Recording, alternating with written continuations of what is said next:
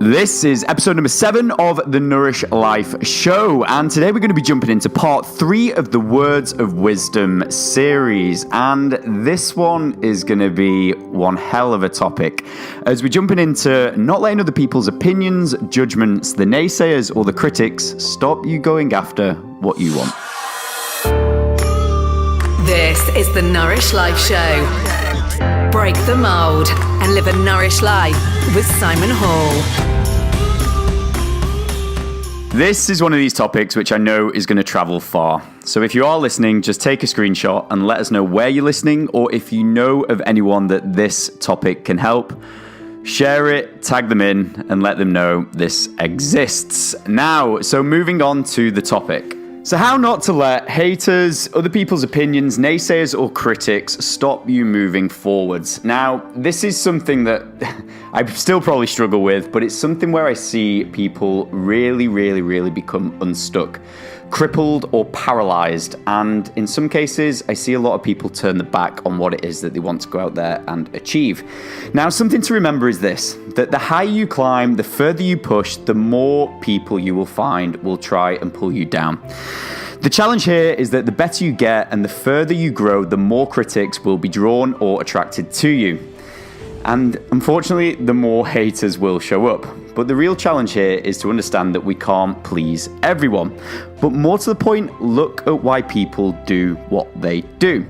So critiques are drawn to people doing great things, achieving, people who are succeeding, or people who are growing or stepping out of the norm.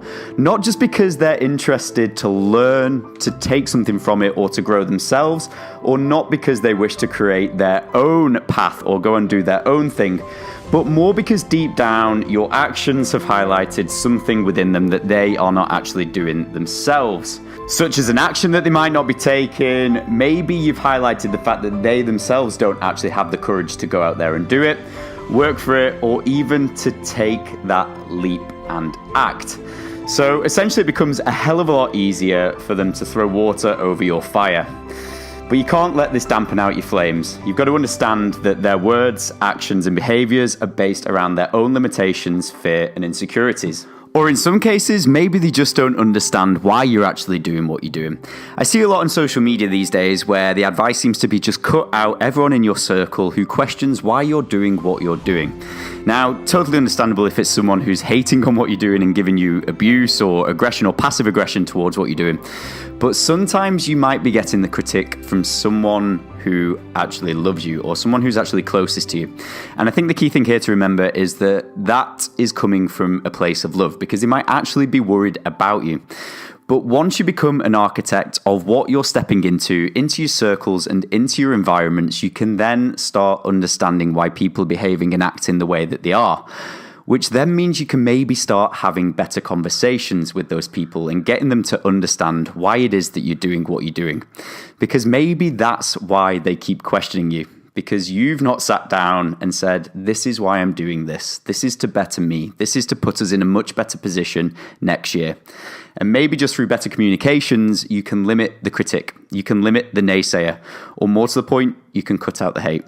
The main takeaway from this is to just look at why people are doing what they're doing and understand it a little bit more. I totally agree with sometimes that people need to be cut out of circles.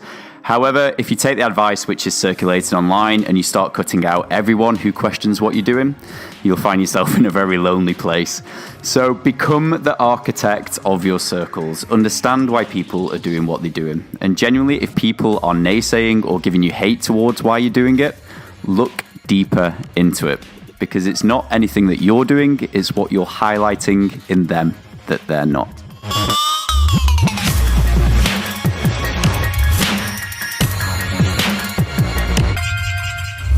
And that's it for today's Words of Wisdom episode or part 3. So I just want to say a big thank you to you guys for tuning in and obviously spending some time with us and investing that into yourself. So the key takeaway is whenever things do crop up, just look at it. Is it coming from a place of love or fear? Anyway, if you did tune in and you did take something away from this today, please let us know over your social media channels, or more to the point, if this can go out and help more people, please share them or tag them in. And that's it for today's Words of Wisdom. So apart from that, go and create the Nourish Life.